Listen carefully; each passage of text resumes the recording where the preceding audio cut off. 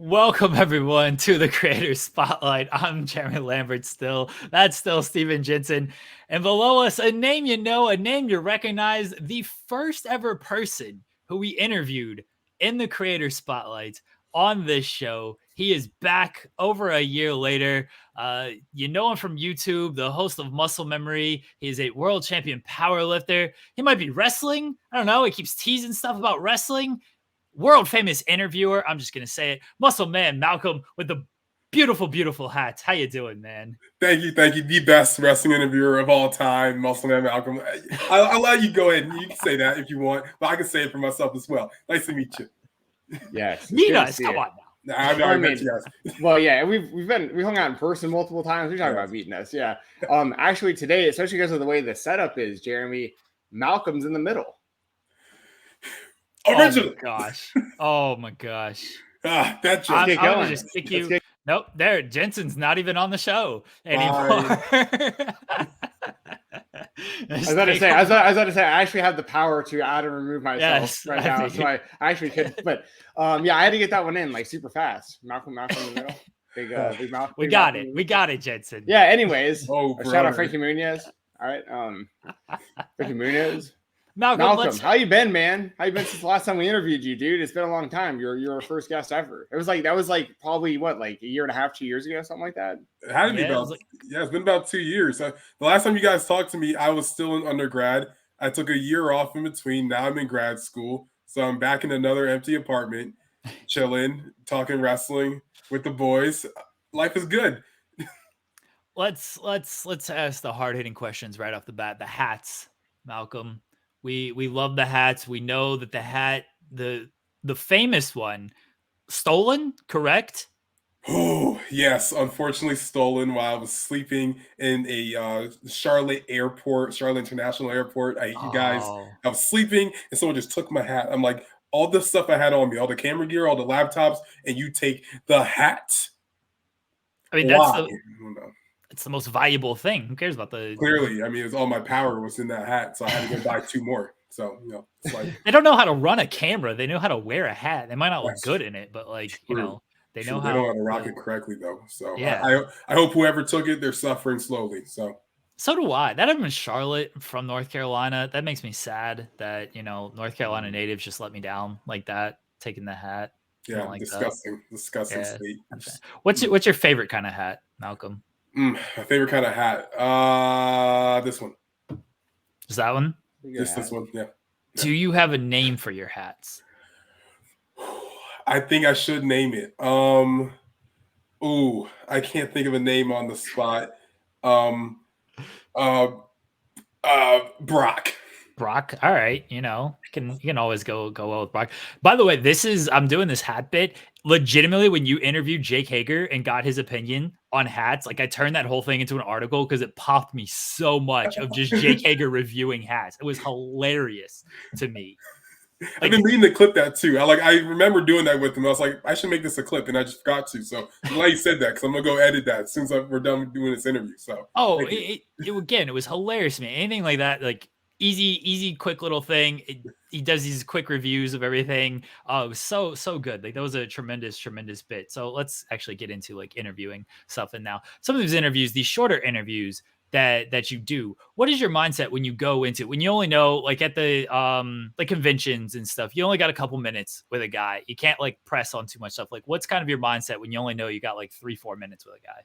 I think when I interview people, I think what is a good clip, because I know as a smaller creator, that's what's going to get the most views and the most exposure are those clips that go on TikTok, Instagram, YouTube Shorts. So I kind of ask a lot of questions that I know I can go back and break down into just clips. So I'm like, let me just talk about the most popular thing that you've done.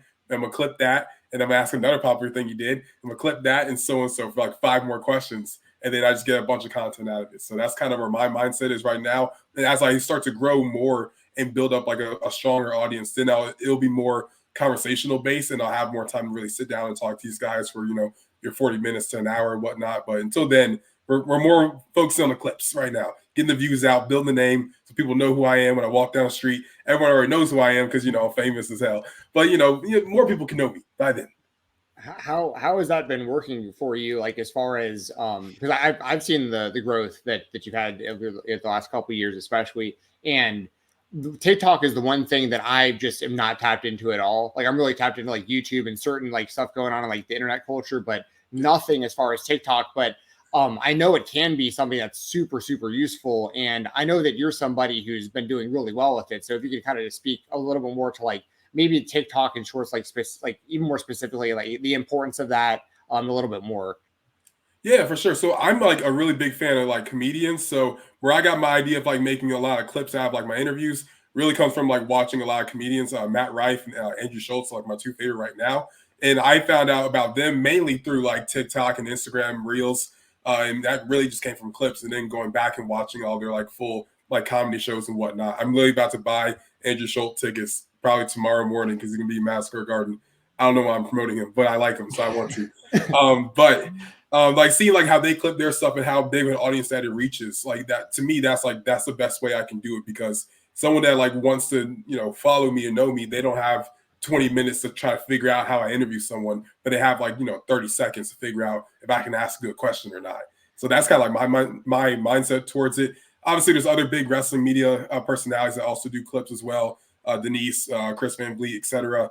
So just seeing like the growth they've had as well, doing clips and just shorter content, as well as the stuff they're doing as like with their long form interviews. It's a formula that works. So if it ain't broke, don't fix it. So I'm just gonna keep on working it.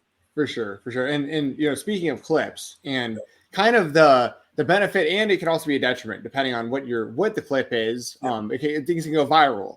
I know you're a big fan of the National Wrestling Alliance. We talked about that before. There's a clip that went super viral recently, caused some controversy. There was cocaine usage on the show. We talked about that, me and Jeremy, past week. How do you feel about them doing that as like a big fan of the National Wrestling Alliance? And I guess just what's your thoughts on that? Because like it caused more people were talking about the NWA right now than kind of they have been recently, for good or for better or for worse. Yeah, honestly, I didn't get a chance to watch the pay-per-view, so I knew the results of the show. I was like, oh, that must have been great. I tried to tap in really closely to like the Colby Carino and Joe Alonso match. Big fan of those two guys. So I didn't see that spot that you're talking about that happened. So I just randomly saw an article on Fightful, and they talked about what substance was used during the spot. And I was like, oh, that's interesting. Maybe not the greatest decision in the world to do that, especially with impending possible rumored TV deals. But I'm not in charge, so that's none of my business. I saw it as, did I laugh at it? Was I entertained? Yeah. But is that a great move? We will see. That's fair. That's a good answer. It doesn't feel like it was a great move based on kind of information that came out today and the TV deals that were signed today. Do you edit and clip all your own stuff, Malcolm? So right now I started to work with the editor just because like I'm super busy. But I mean, in general though, like about 90% of what you see that I upload comes from me. The last 10%, I have someone work on it with me as well. The stuff I feel like is like with bigger stars, I feel like can really do numbers on numbers. That's why I try to send it to my guy who's like super talented at editing. And like, so I had like a Jacob Fatu interview recently. I'm like, okay, I know anytime I interview a Fatu or Samoan, it will always get views. So I'm like, look, here, you take it, clip it, do whatever you need to do, make it look pretty. And it usually goes well. So I just started working with someone, very happy with the work he's doing. And looking to expand that team a little bit more going down the future, as long as I keep raking in all the big money that I keep getting sent by the internet. What do you make overall? You're younger than we are, but we grew up in an age where the digital stuff wasn't quite as prevalent. Like it came along, but it certainly wasn't all YouTube shorts, TikToks, Instagram reels, things like that. Like I'm very like, I understand that YouTube shorts is like the way of the future, or really the present. And I'm very hard-headed of like, nah, people are just going to watch this like 20-minute interview. And for the most part, sometimes they do, sometimes they don't. Like, I do think clips are the way to go, but like growing up in this generation, what is your overall impression of it? And like, do you kind of understand like where it all came from and how it all started compared to where it was? Yeah, I mean, I think like the whole like idea of clips and stuff just comes from like Vine. I mean, I feel like that's like the originator for me in my mind, because I mean, Vine kind of created musically kind of created TikTok, TikTok kind of created Instagram Reels, YouTube Shorts, Facebook Reels if you use that. So I feel like that's kind of where it came from. My mindset was I never wanted to do clips as well. Like I thought it was just like pointless and dumb. I'm like, they'll just watch the interview. Like you'll see if you watch it. But I also realized if I want to grow quicker, that's the goal. That's the goal of this whole social media game, is to grow and obviously let your audience be entertained. So I kind of just realized, I'm like, this is what works. If I'm not doing it, I'm gonna get left behind. So I just started doing it. I also know streaming is a really big thing right now, like Kick and Rumble and Twitch. Like people that are on those platforms right now are doing very well. I don't understand streaming at all, so I'm trying to like slowly try to wrap my head around that before I just jump on a camera and start talking. But that's definitely something I'm looking forward to doing maybe into next year, as soon as I like have a full grasp of how that really works. But yeah, I mean, I feel like you just gotta just know what the trends are on the internet, and you gotta follow them. And if you don't, then you fall off. That's on you, fam. Dude, I mean, there's more opportunity than ever when it comes to all the different platforms. Like what Kick's doing right now is incredibly interesting. The money that they're throwing around and the people that they're getting is, it's really, it's definitely something for people to keep their eyes on.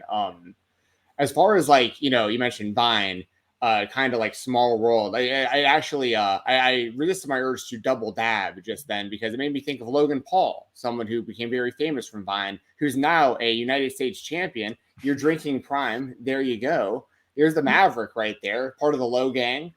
How does it feel to see Logan Paul win the United States Championship, beating a legend in Rey Mysterio, nonetheless? I mean, Rey Mysterio is a terrible father, so I mean, he kind of deserved it personally. But I mean, I think it's really cool. I mean, a lot of people have different opinions on Logan Paul. They're all very justified opinions, because he has his controversies as For sure. a YouTuber, as a social media creator. But I mean, I think the dude is so athletic, and so he just took to wrestling so easily. I mean, I don't think I've seen someone take to wrestling so like fast and a smooth transition than like maybe like a Kurt Angle or Ronda Rousey, honestly. Like the level of like, and he's not even an Olympic athlete or like a former UFC women's champion or anything. So like to see him just kind of come in and just learn wrestling as if like he's been doing it on the indies for 15 years, has been incredible to see. So it's one of those situations where like you don't necessarily need to like him to just understand like this dude's money, and that's just the end of it. Like you just have to know like what you're seeing is money, and what you're seeing is probably a future world champion and probably a future Hall of Famer. So you might as well just jump on the train, bro, because he's gonna be here for a while, and I'm liking it. Yeah, I'm a big fan. I'm a big fan of what he's doing, for sure. I think he definitely deserves credit. But I mean, he has controversies. A lot of these guys do, for sure. Yeah.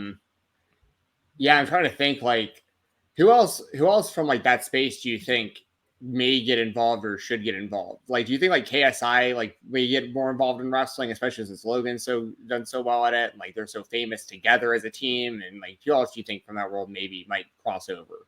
Yeah, I mean, KSI was definitely the first name I was thinking about, because I mean, he obviously did a spot at WrestleMania with Logan. He mentioned to Kathy Kelly that he would wrestle Bobby Lashley, which I was like, oh, that's random. Okay, cool. I think now, because like he just came off that loss or draw or robbery, depending on how you see it, with Tommy Fury, that he's taking some time away from boxing currently. So maybe there's an opportunity for him to jump into Rumble. That's kind of my prediction, at least. I wouldn't put it past WWE to bring in Jake Paul at some point. That's literally Logan's brother, and he's a massive star. Whether you like him or hate him, he's just a massive star. I personally think those are the three guys that actually can come over to like a WWE or an AEW like level company and actually make like a real impact. I feel like every other YouTuber or big content creator I can think of just doesn't look like a professional wrestler. Half of them barely look like professional boxers. So like, I don't think most of them would look, right as a pro wrestler. I mean, you just got to think about like Mr. Beast in WWE would not be cool. Well, I think he would be massive for the brand though, because so many kids love WWE, and like Mr. Beast is so massive. I was actually going to ask you. This is good that you brought this up. So, are you familiar at all with what's going on with the Moist Wrestling League with Moist Critical? Oh, yeah. He tried to lead up recently. Yeah. So like, they had like Warhorse was like a part of it and stuff. Like he's actually got some like people in there, and he did a video with Malachi Black came in and like trained those guys and stuff. So like Moist Critical, aka Penguin Zero, Charlie, like, he's got a bunch of aliases online. How do you feel about because like this dude, he's running, for people who might not know, he started his own wrestling league recently. They're running like shows on, they're running on YouTube, and he has such a massive YouTube channel. They're like he has like 10 million plus like YouTube subscribers, and then a ton of Twitch subscribers as well, and so on and so forth. Massive personality. So they're getting like way more views than like your average like wrestling company would, just because it's on his channel and he just started doing this. And like no one's really talking about it in our space yet. And I'm over here kind of in the corner like, yo, like this is kind of a big deal going on over here. Like no one really, but so I just kind of put that on your radar if maybe you didn't know about it, and like kind of let you know that there are people getting in the wrestling space right now that are just massive YouTubers, similar to boxing, that just have big followings and are like getting in this space now, which is kind of crazy.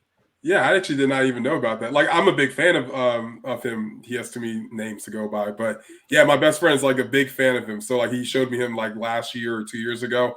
I did not like. I knew he's like interested in wrestling on some level, but I didn't realize he had like a league going. So yeah, I'm gonna look into that. That's dope. Yeah, just his own little promotion. Y'all should check it out. I commented on like a post like maybe like a year ago. He was like talking about like, hey, I might start a wrestling league, and I was like, dude, I got an interview for Fightful, and I never heard back. But there was all these comments under it that were like vouch. There was like all these people that were like, dude, get the interview, and I was like, if I ever hear back from this guy, I absolutely will. So there's it's blowing up even more in on the internet. Maybe where's it based? Dude, I'm honestly not sure. I think I believe he lives in like Tampa, Florida. Okay. So I think that they probably run out of there. But he also like he owns like his own esports league, Moist Esports, and like he's just such like this massive brand. He's this guy who just sits around in a white t-shirt and just talks about internet culture. He's jacked too. Like he got muscles. Like he's big. He's like little, but like he's like fit. It's like it's hard to explain. Yeah. So. But yeah, anyway, Jeremy has no idea what we're talking about. No. So here's the thing. I actually do know what you're talking about. Oh, okay. I've heard of this Moist Wrestling. Like I got sent this a while ago of like, you should check this out. This is this new wrestling. And I just kind of dismissed it because I didn't really understand what it actually was, how big I guess it actually is. But no, I've actually heard of this. So I know a little bit about it. I can't say I know as much as you, Jensen, but I have heard a little bit about it. Fascinating. I'm gonna Speaking of clips, Malcolm, if you want to clip this, get it on TikTok, and we'll get some attention to you and to Moist Wrestling. Maybe you can do some stuff with that league on YouTube. That'd be sick. Hell yeah. I'm gonna clip this for sure. I got you. There we go. Okay. Powers combined. Let me get things back away from Moist Wrestling here, but still in the same space here. A league that is done very well for themselves, that kind of was created based on internet buzz. DPW. You've been a regular at their shows, Malcolm. Like, what is the vibe there, and what's it been like working a little hand in hand with DPW? Yeah, so I was there during like the earlier years of DPW. I did some backstage interviewing. The guys over there are always great. I mean, like I felt like I was always treated super well over there. I haven't really been there in like a few, like a year or so, but I feel like DPW, honestly, in my opinion, is like the hottest independent promotion in the world. They just actually curate stars that really do get signed. I mean, we're seeing it now.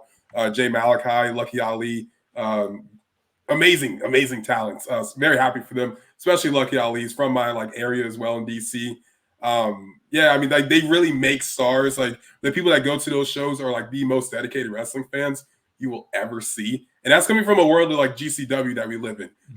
DPW fans are built different. And like they really understand wrestling. The people that run it understand wrestling. They understand media and how it works. And that's why DPW is such a big success. So like nothing but credit to them. They're doing great. They haven't had a miss yet, and I don't think they're going to miss anytime soon. So shout out DPW.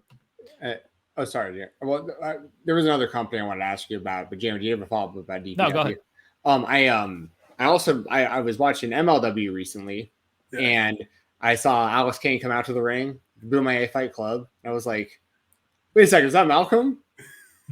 How'd that happen? Alex Kane. He asked me, and I was like, sure, yes, plus. Yeah, no, Alex Kane is a great dude. I mean, I'm so happy that he became world champion. I've interviewed this guy maybe 4 or 5 times now, and like it's always one of my favorite people to talk to. Like I feel like the interviews with him are always like the vibes are always there. He's a great wrestler. He's a great person. So, I mean, it's great to see him as world champion, him like give back to me. Just had that little opportunity, which meant the world to me as well. You might see me pull up at Fightland as well, November 18th, Fight TV. You know what I'm saying? But, Alex Kane, he's a great guy. I'm just super happy that he's a world champion. He's getting that recognition that he actually deserves as like a real force in wrestling. So shout out him, man. I mean, he got Fatu coming up. Then he probably has Cardona if he defeats Fatu. I mean, he's a busy schedule coming up. And I'm just happy to be part of like this little part of his match, a little part of his career. But yeah, it was really dope. I was very nervous walking out there. I didn't realize I get nervous at things. I'm actually a pretty calm, confident person most of the time, and also really attractive and great looking. But like for some reason, I got really nervous, and I was like, "Wow!" The minute I walked out there, I was like, "This is dope," but I'm scared. But this is really dope. It was like the weirdest feeling in the world, and I want to experience it again. So Fightland, nice to meet you. My name is MuscleManMalcolm. Let's talk. So I kind of have two follow-ups on that, two different directions on the follow-up. One being the nervousness, and you were on national broadcast, Good Day Fox, Good Day DC, right? And you corrected the person. You're like, no, MuscleManMalcolm, strongest pro wrestling interview ever. Like, it doesn't feel like you get nervous, but just kind of walk me through that whole appearance and specifically, which is your pen tweet for people who don't know, specifically that moment where you were just like, I'm going to correct you. Like, you're going to get this right. And I'm going to make my presence felt on this show. Yeah. I don't know where I got the balls to correct someone on national television from, honestly. I wanted to say sorry after, but I think she found it funny. So I was like, all right, I guess I don't need to, but I felt kind of bad almost saying it, but I was like, well, you only get one shot, so I might as well shoot it. Yeah, bro, I get nervous a lot. Like, I'm just a very quiet person when I'm not talking on camera. So like it was a very weird moment because like before I got on camera, I think they were like a little nervous that I like wasn't gonna speak up or talk because I was very quiet, just sitting backstage, kind of just hello to like two people and just kind of just sat there because I'm just a normal quiet person. And then like it all came out once the camera was rolling because that's just how my personality works. Yeah, man, it's a weird feeling because like I know myself and I know like I'm not a big talker in general, but then as soon as like a camera goes, I just can't like shut up. So I don't know why I'm like that, but I like it. It's a good vibe. I like it. It is a good vibe. All right, my other follow-up, again, completely different direction. We've talked about MLW. We've talked about appearances you've kind of made, whether it's an interviewer on screen. Talked about influencers, making transition to boxing and wrestling and all this stuff. So, strongest YouTuber, strongest interviewer, best interviewer. We know you got the charisma, Malcolm. When's it happening? Last time you were on this show, you said you want to work with NWA. You want to be world's heavyweight champion. That's what you said on this show. So I did say When's that. it happening? When's the debut? I don't know about the NWA World Champion part. I mean, I'll tell you all this, man. I mean, like, it would to have all this personality and great looks and great fashion sense and just overall charisma and great speaking ability and everything that a pro wrestler needs. I mean, it'd be a shame if I didn't grace that ring at least once. So I feel like that has to happen in 2024. It probably will happen in 2024, if we're being honest. I mean, like, for all you guys know, I could be going to wrestling training after this. I could have came from wrestling training. I could be in the gym right now. This could be a green screen. There could be wrestling going on behind me. You don't know. It's not a green screen. Quiet if it is. I have really good microphones, and that's why you don't hear anything. But I digress. I mean, I think it's gonna happen. If anyone wants to step up, it's a real question. I think most of these wrestlers are scared of me. They like when I talk to them and ask them questions to make them feel good, but they don't want to wrestle me because like they don't want to step to me. I'm a CrossFitter now, all right? I'm on a different level. That means I think I'm better than everyone. So like I'm built different, okay? Is that a thing in the CrossFit world? It does feel like CrossFit people put themselves on a pedestal. I understand why they do, because like the amount of cardio and strength you need to even be like decent at that sport is crazy. I mean, I thought I was perfect already as a powerlifter. I've been humbled so much during CrossFit. I never ran so much in my life until like when I was like wrestling in high school, I ran a lot. But like this is like a level of like running and lifting at the same time that's just unneeded. And I don't know why we do it. It's supposed to be for functional strength. I don't feel functional. I just feel like I'm just tired all the time. But for some reason it works. And I think that's going to transition over to the pro wrestling ring when I defeat a wrestler, a YouTuber, whoever wants to step up, get smacked up, it's going to work out in my favor. Let me throw some names at you. Word. You let me know if you're willing to step up to these guys. All right. Yep. So the first one I'm gonna throw at you is another man who likes to wear a hat. Yeah. That's Brian Keith. My good friend Brian Keith. I mean, like, I love that guy, but I mean, I hate the Cowboys, and he's from Texas. So, yeah, I mean, he gets smacked for sure. Oh man. Okay. All right. Let me throw another name. He's been on our show before. I throw two names at you. They were just GCW. They just won the GCW tag team titles. Mm-hmm. Dominic Guarini and Kevin Koo. Yeah, I mean, I've met them before. Great guys. They came to DPW. Met Kevin, great guy. I mean, just because I think you're great doesn't mean that I don't think I can like smack you. Like, I think I can smack them. Do I think I would win? Not necessarily, but it doesn't matter about if you win or you lose. It's about the clips and the highlights. So, like, my personality, I personally think that I could smack them, and I might get killed for it, but I can do it and try and lose, but it'll be a highlight. I got two more for you. You mentioned highlights, you mentioned clips, you mentioned going viral and things like that. The most indie viral god out there, Matt Cardona. Now, I love Matt Cardona. I've interviewed him a lot, and he's a great guy. I will never have a bad word to say about him. I don't think I would win. He's a bit too jacked for my liking. I think I could stun him if I wore a John Cena shirt and I wore like an Eve Torres mask, and he'd be confused. And then I would smack him, and then he would beat me up, but I would smack him, and that's the part that matters because that's the clip. I cut out where he beats me up, and I just clip the part that works for me. All right, last one. Dream match of all dream matches here, Malcolm. Omas. I mean, I wouldn't smack my dad. I mean, that's crazy. I wouldn't do that. Like, I wouldn't, like, you don't smack a king. You know, I mean, like, the main thing, I'd be his tag partner. Yeah, obviously, like, I know I just wouldn't wrestle him. It's one of my many African American fathers in this, or just African. He's just African. Mark Henry, Big E, Bobby Lashley, Omas, all of them. Yeah. Is Omas the top? Is he the top donor of that group? No, that's Mark Henry for sure. Okay. Yeah, he's like second. Okay. Yeah.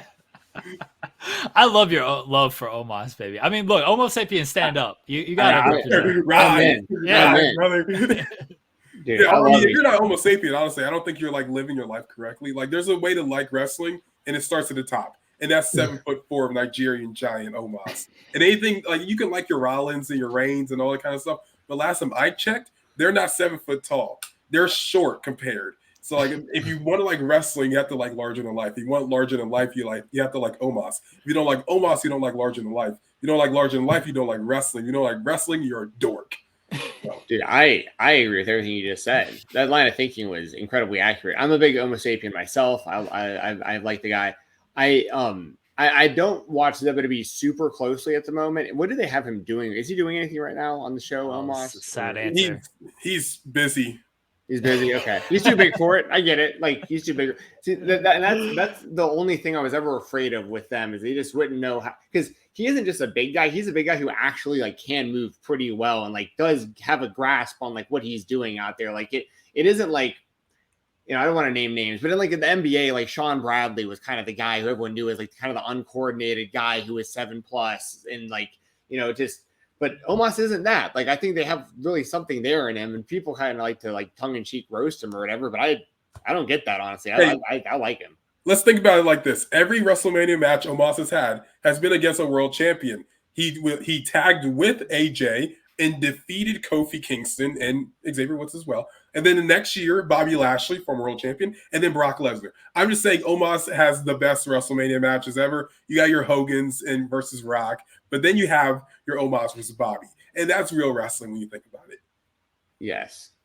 Yeah. I know you're bringing in powerlifting, and you said that Mark Henry is like the main like opponent and just his dad.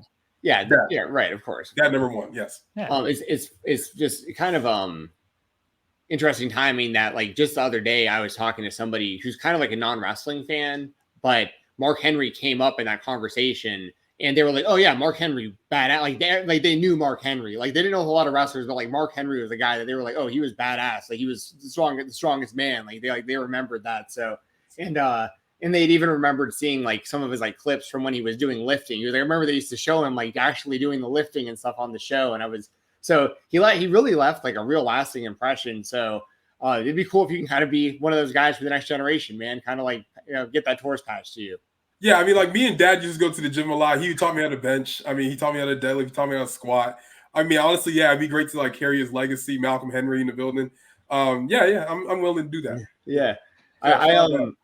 There was who was it? There was somebody within like the last couple of years that was did like the nation gear on NXT and he got hurt. And I don't know what's happened to him since. You know who I'm talking about?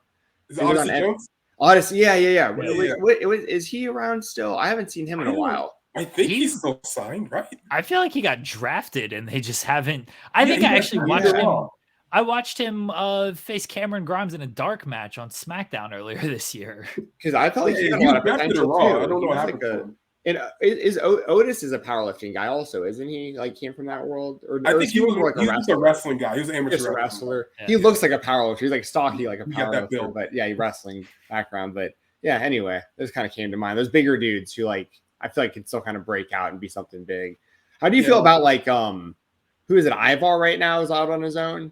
Yeah. How's he doing? Yeah, I saw he had a pretty good match last night. I actually watched a little bit of Raw last night. I think any guy that has like any meat on their bones is the best wrestler in the world. I mean, on Dynamite, we're getting Samoa Joe and Keith Lee. Keith Lee's another one of my dads. He's actually dad number 6. So I mean, like if you got meat on your bones, you're a great wrestler. If you're too skinny, I don't like you. But like you gotta be big. I need you to be 300 pounds plus. Then we could talk. Speaking of AEW, when me and you. I think it was the last time I know I've seen you in person at least once, maybe 2 or at least maybe twice actually at shows in Atlanta. And one of the shows, Isaiah Cassidy performed on the event.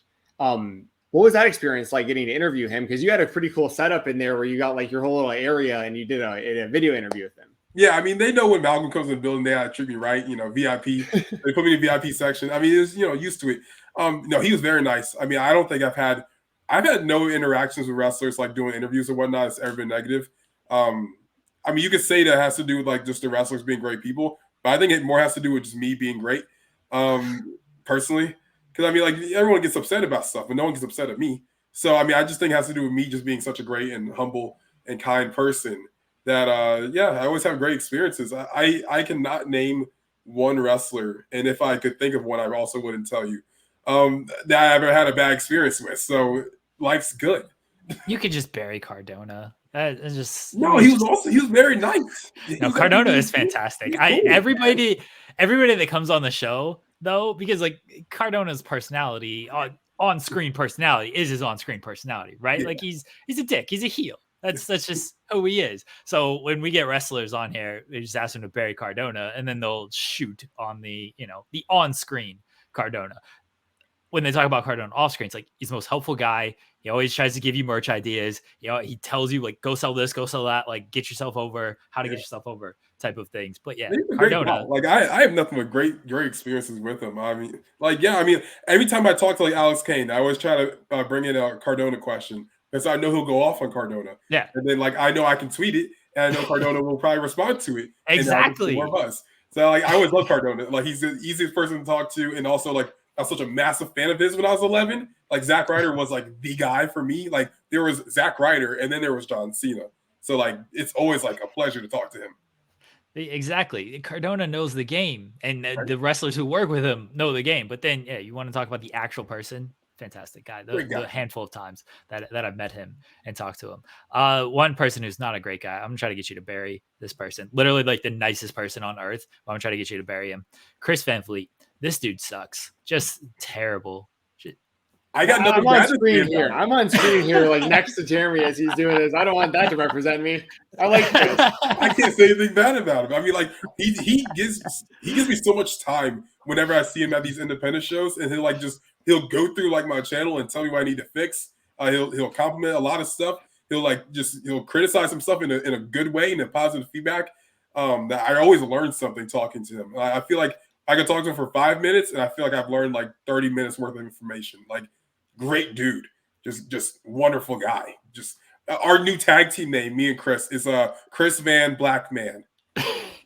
Wait a second, hold on. Are you teaming? Because the last I saw, it was you were trying to do the Van Vliet against Malcolm agenda here. So I'm trying to push that, Malcolm. I'm trying to promote here. Oh yeah, I mean, okay, Chris, if you're watching this, man, I mess you up.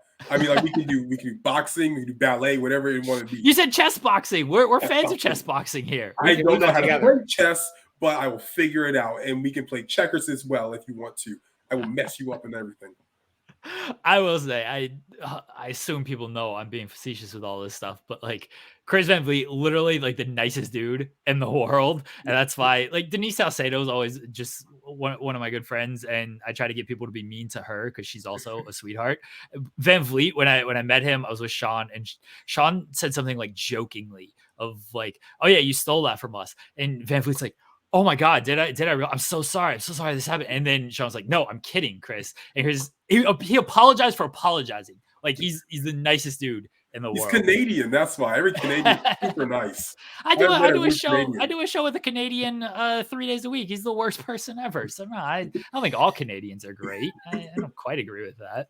I mean, Christian is also not a great. Exactly. Exactly. He talks about dads all the time, so he's crazy for that. Fantastic heel. Great heel.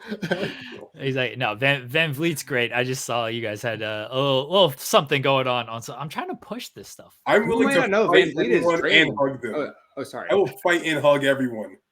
Yes, there you go. People forget Van Vliet's trained. Like the two of y'all could legitimately go out there and wrestle. I like the idea of this. Yeah, I mean, I would gladly wrestle him. I mean, it wouldn't be much of a wrestling match. It'd be more of like me just like punching his face a bunch.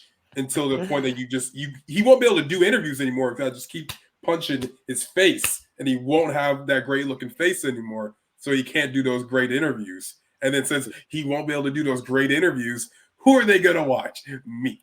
So honestly, I don't even want to do a wrestling match with him. I don't want to do chess boxing. I want to do mixed martial arts. Ooh. I would gladly punch him in the face, not because I think he's a bad person. He's incredibly nice. But like he's just a bit too good looking, and I need more people watching me. Okay. Who's better looking, him or John Alba? That's a good looking dude. I'm still gonna put Chris on top though. I mean, I think they're both some attractive looking gentlemen, but I mean, Chris Van Vliet is really that guy. That's fair. Yeah. They get compared to each other a lot. They do. Alba's gonna be so mad when he hears this. By the way, great because like they both got great hair, you know. Oh, yeah, stay still. Yeah, it just doesn't move. Like it just it's like locked in. I don't understand it. I'm a hack. Chris has got to let me kiss his hair. I've kissed John Alba's hair. Chris has got to let me kiss his hair so I can compare which hair is a better kisser. Yeah, he only wants to do it because of the hair. You know, just compare. That's the only reason. Hey, speaking of like, wrestling media personalities, wrestling. It came out the other day that Sean Ross Sapp's going to wrestle Shaz McKenzie. That seemed to cause quite the stir on social media. How did you feel about that announcement? I mean, I feel like because I planned to wrestle, I feel like Sean just took my spotlight personally. Actually, I hope he gets injured, honestly. I hope he breaks his leg. I hope he breaks his leg in 12 different places and can't move from that stupid chair. I say this, and I love you, Sean, but I feel like you kind of took my spotlight a little bit, and I just don't appreciate that. And then, yes, I understand I'm on Fightful, and this is kind of like your thing, but like I just don't care. I don't like it, and I'm praying on your downfall, and I pray to God you get hurt. That's the end of my sentence. We can also mix it up in an octagon anytime you would like. The weight division might be a little different, but I'm prepared to punch you in the mouth. Sean's got legit like training, like legit like catch wrestling, jiu-jitsu training. Like, I got a lot of jiu-jitsu training also. I just don't brag about it because I'm not a dork. So, I gladly can also grapple with him, and it will be a bad night for him because I'm going to put this heavyweight hustle on him, and it's not going to be good. So whatever he wants to do, we can do it. But I'm honestly just praying December, whatever the match is, that he breaks his leg in 12 different spots. That's all I need. Shazza might make sure of it, which would be fantastic. I don't want Sean to actually get hurt. That would Nope, I do. I'm kidding. I'm not kidding. Who else can we just bury on this show? This is fantastic. I love burying people, honestly. I think everyone deserves to get buried. All right, we don't need to fight these people, but Samira, Ella J, I will fight both of them. Okay, fair. I hate them both. I feel like they keep trying to attach themselves to like my spotlight. Like, oh, we're all coming up. No, we're not all coming up. I'm coming up, and you guys are just there. I guess it's me, Malcolm. I'm the one. I'm him. I'm that guy. I love you took Samira's phone for her vlog. That was amazing. Because I mean, honestly, respectfully, who was gonna watch it unless I was on it? So I put the camera where it belongs. So that's on me. I mean, she's great, love her, but let's be real. The views ain't it unless I'm on it. So let's just be real. Give me the camera. I'll do the talking, and they'll hand it back to you afterwards. And that's what I did. And she, in whatever whatever money, yes, to say, she makes off of that video, I want 80%. All $2 she makes. Ella, terrible food opinions, like just awful. I also like her. Hate her. Fair. Hate Honestly, fair. Yeah, sure. I'm going to Survivor Series with her, but hate her. I hope don't let her pick what you guys like eat. You gotta just shut all that down immediately. I'm gonna eat vegan the entire time I'm there, just to stir the pot a little bit. Hey, let's be nice to people. Let's see if we can try to do that. Who do you like, Malcolm? Anybody in this content creation game that you actually like? I like myself. Fair. Yeah. Good answer. I mean, honestly, I don't really like anyone in the space. It's more like I'm just trying to get what I need out of this space for me. I like the wrestlers I interview. As far as media people, you guys are nice. I don't hope you guys break your leg or anything. I do hope Sean does. I like Van Vliet. I mean, I think he's a bit too good looking though, so that's like my only issue with him. But there's nothing he can do about that. God just blessed him. Denise is very nice. I met her for the first time in person. Very nice, very short, but very nice. Definitely short. Very short. Definitely short. Yeah. But she was cool. Good people. Yeah, I mean, I guess I like some people, but I'm mainly just me and Omas. That's my vibe. I respect it. What do you think of wrestlers doing podcasts? Like they're trying to creep on our space here, and I'm not like super appreciative of that all the time. I don't know. I mean, honest opinion, I don't know if I really like it. I think it's a bit. It's a bad opinion. I'll say it anyway. I feel like it's a bit corny. I mean, I just feel like you're like it takes the believability for me out of it when I see you just making a podcast as well and just talking about like what you did 30 years ago. I don't know if I'm a giant fan of it, honestly. Like I don't know. It's a bit weird to me. Fair. Like I think there are some good wrestler podcasts. Well, like, there's definitely some good ones. I mean, like Hulk Cabana's great. The Iconics have a show, and I watch that like pretty consistently. They're really good. Matt Cardona talks more about like wrestling figures, so I feel like that like differs from his personality, which to me I can like draw the line and like it's different and cool. But there's some people, and I won't drop names, but personally I just think it's like you sound corny, respectfully. Should drop names. Oh, we could really make some click headlines out of this if we drop some names. No. Yeah, where do you go from there? We're just going to sit here and bury people. I can go back to my show snap. I mean, I really hope you break your leg in that match, man. I mean, like I honestly do. Like, I feel like you really stole that spotlight from me. I know you have more followers, so more people saw what you're doing and less what I was doing. But I know you saw what I was doing, and that's the part that bothers me. That like you took my spotlight like that. That's crazy. Stealing from a small creator is wild of you. That's crazy. So I pray on your downfall. I pray the worst of you. But happy Thanksgiving as well. So. Do you have like? Are you worried about any type of backlash with that whenever you do step into the ring? Because look, Sean's about to do it. He's gotten a ton of flack for it. I know Simon Miller just wrestled on Impact, and he got like some comments, not quite as much. I think some people realize of like, oh, Sean is a quote unquote reporter, journalist. Simon Miller is like a content creator. There's the balloons. Like you yourself that. Also is like you are an interviewer, kind of content creator. I don't think you fancy yourself as a journalist like Sean kind of does. Like, but are you worried about like any type of backlash from like getting in the ring and doing a match? I don't think so, because like I think anyone that follows me at this point, and I think the people that eventually will follow me because of whatever match I do have, it'd probably be against Chris Van Vliet when I smack his like great looking face. I think people understand my personality is very just unserious. So I feel like that translates well if I became like a wrestler for a match or two. That like obviously I'm not trying to like become WWE champion. I'm just kind of here just to do something entertaining. I feel like if you look at it like that, it's pretty understandable to see why I would do that. Like, it just kind of adds up my personality. So I feel like when Sean Ross Sapp gets like that kind of flag, personally, I don't think as much as I want him to break his leg in 10 different places, 12 different places, 15 different places. As much as I want that for him, I also don't think it's really that needed because I do know the guy is actually trained. So like it makes sense why he would wrestle. Simon Miller, it's always been super entertaining to me. So like, again, it makes sense why he would wrestle. Dude's also yoked. It just makes sense. He's big. Yeah, I don't understand why people do that. I mean, to me, what's the Eric Bischoff said? Like, controversy equals cash or something. So like, if you're talking about me, I don't really care. As long as you just hit the follow and like button, you can say what you want. Personally, I can turn off Instagram. So like, it doesn't bother me that much. And most of these people like do follow Sean. He does it where it's like, yeah.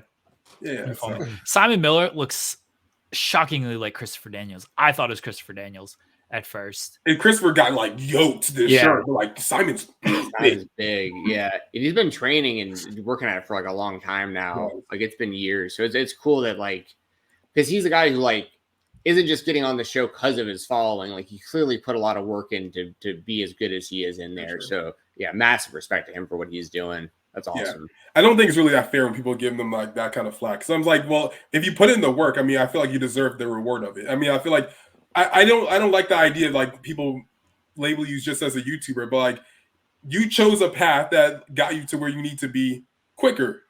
Someone else could have done the same thing, but they didn't. So like, it's not fair to like crap on them because they chose a path that got them success quicker by showcasing their actual talent. When like they decided to maybe go a more traditional route, which is nothing wrong with that, but go to like wrestling school and wrestle for 5, 6, 7 years and then show up on a big show where people are still a little unfamiliar with you compared to a YouTuber that kind of just does it, figures out how to wrestle as well, and then pops in. I mean, like we all got avenues. If you take the wrong one, that's your choice. So let someone else do theirs. I mean, it could even happen at the highest level of entertainment with someone like Bad Bunny. I mean, like he doesn't have to get involved in wrestling at all, but he loves it. And like, he clearly put the work in to do it. And like his matches are good. Like he doesn't look, he clearly respects it. And like, he fits in great and he brings in a ton of extra eyes. To be completely honest, I had no idea. Like I'd heard the name Bad Bunny. I didn't know what he looked like. I didn't know his music, nothing. Sure. And because he was on the show, then I started realizing he was everywhere. I started like seeing and realizing like, oh my gosh, my stepbrother listens to this guy's music all the time. And like, I've seen his face everywhere. And it's like, but that crossover can be super mutually beneficial. And like, and once again, you can't hate on somebody just because like you can hate on someone. I feel like if they didn't put the work in, like you're saying, but if someone like Logan Paul or something like that, or something like Simon Miller, like, yeah, you have your internet fan base, but you also put the work in. So like, it's a win-win for everybody, really. As long as like you're putting in the work, I feel like that's the only part that matters. Like whatever avenue you took is what you took. But it's like if you can prove that you actually put forth effort to get what you deserve or to get like the opportunities that you're getting, then I feel like it really shouldn't matter, regardless. Like one, he's putting in the work too. The money's going to charity. It's not like he's even making a dime off of for this Sean, whole thing. Yeah, like it's all going to charity. Malcolm, as we start to wind down here a little bit, I think we asked this last time, but we'll ask it again. Dream interviews for you. I've accomplished a lot of them recently, so like I'm very happy with that. I just talked to Jeff Hardy over the summer, and that was really dope. That was a good interview. That was a really good interview. I appreciate that. He was so cool. He was just sipping on a Monster that I asked him. He said sure, and then we did it. It was dope. I feel like my dream interviews right now, I would say Omas, obviously. I feel like I have to say that. I would say Cody Rhodes would be a dream one.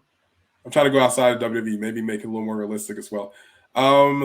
Zeta Steele, she's like on fire right now in Independence. I trained in MCW the same time that she was at MCW. Obviously, she's way more talented than I'll ever be. But I definitely want to talk to her soon. Brian Keith, I want to talk to him soon. Yeah, I'll leave it at that right now. The other stuff will just pop in when it happens. KSI, I want KSI. All right, you got one question to ask Cody Rhodes because I know Cody's the dream interview for Jensen as well. Yeah. You got one question to ask Cody Rhodes. What are you asking him? Oh man. Do you believe in God? Because I believe in Omas. I respect it. Hey, look, my question would be, so what do you want to talk about? And then just let's see what he wants to talk about. I'd probably ask him about like that Brandy Rhodes promo, actually. I love Brandy Rhodes. Yeah. Which one, the Jade Cargill one? Yeah. Open mic night. Yeah, I love that one. So I probably asked him about best that. promos ever. Yes. Jeremy's question is kind of like the like by asking what do you want to talk about is basically like the you're granted 3 wishes and you're like, I want 1,000 wishes with my first wish. Yeah, just open it up. Though. Yeah, just open it up. See what he has to say off of that, and then go from there. Jensen, when we land the Cody Rhodes interview, and we're gonna land this, I'm gonna will it into existence. I'm gonna open the first. You're not gonna be able to speak because you're just gonna be like, I don't know. You're just gonna. Oh, you're so cool. Yeah, you're so cool, Cody. You're so cool. Yeah. You're not gonna be able to speak, so I'm gonna have to do all the talking anyway. That's gonna be my first question to him. Malcolm, the last question we ask everybody here. You were not here when we started doing this bit, so this is actually. I know you said that like you're kind of in an empty apartment right now, but hopefully you got something lying around. The coolest thing in your room. Coolest thing in my room. Oh, I actually have it right here. I'm so glad this is actually close by me. So I had this wrestling shirt I got signed by a bunch of wrestlers when I was 13. Well, I got it when I was 13, and it's continued to pile up. Oh, so it's signed by like pretty much everyone in the world. We got Booker T somewhere on here, Matt Hardy somewhere on here, Leo Rush is somewhere on here. For some odd reason, Coco Beware decided to sign the back of it. I want to say that's, I don't know, Matt Cardona, I guess. I don't know. We got Santino right there. You know, there's a lot of people, man. I even got a Zack Ryder autograph. So Cardona and Ryder have signed this. Yeah, I'm very proud of this just because like it just shows how much I love wrestling and how much money I'm willing to spend to travel to go to random events and random signings. I love pro wrestling. I love influencer boxing. And most importantly, I love myself. And that's why I will be successful. That's your rules. Yeah, that's I awesome. very much respect that. Yeah. That's very cool. Thank you. Malcolm, thank you for joining us here tonight. Let everybody know where they can find you at. For sure, man. I mean, it's right here. Malcolm Muscle. You can follow me everywhere. Instagram, TikTok, YouTube.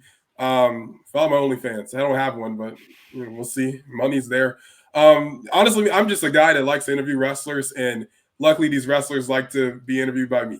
I just like to ask fun questions. I'm an unserious guy, but I ask serious questions. So if you want to see some really serious interviews, but a lot of smiles going through it, follow me. Malcolm Muscle everywhere. MuscleManMalcolm everywhere. If you want to see me wrestle in 2024, you got to follow me. Malcolm Muscle everywhere. And I'm praying on Sean's downfall. I appreciate you, Malcolm, as someone who goes through all of these interviews and stuff. I listen to a lot of interviews during my day, and anytime I listen to yours, whether they're, you know, the 3-minute ones or the 30-minute ones, I know I'm getting at least like 2 or 3 articles out of it. Even the 3-minute interviews, like the Nyla one, I know I got like 2 things out of that. The Jeff Hardy one, which is relatively short, there was like 3 clips out of that. Like anything you do, like I can typically get something out of. So you ask good questions, you create good content, and I appreciate you. Thank you. I appreciate it. All the links are below that you can follow Malcolm on. We appreciate it. You know, we'll see if we see him in a wrestling ring in the near future. You know, we shall see. We shall see. Malcolm, thank you again, man. We appreciate it, guys. We'll be right back here on the Spotlight.